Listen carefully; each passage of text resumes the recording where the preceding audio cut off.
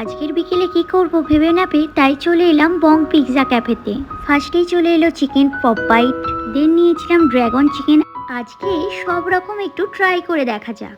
আর নিয়েছিলাম fried chicken. তো চলো এবার মন ভরে আমরা খাওয়া দাওয়া শুরু করি।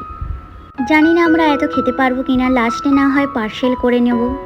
দেন আমরা ভাবলাম যে ডিনারটাও একেবারে করেই নিই, সেই কারণে নিয়েছিলাম তান্দুরি বাটার চিকেন আর তার সাথে নিয়েছিলাম তান্দুরি বাটার রুটি আর ল্যাকচা পরোটা।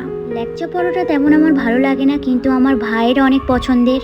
এখানে সব খাবারের টেস্টই কিন্তু দারুণ ছিল, কিন্তু শুধু ল্যাকচা পরোটাটা একটু মিষ্টি মিষ্টি লাগছিল আমার।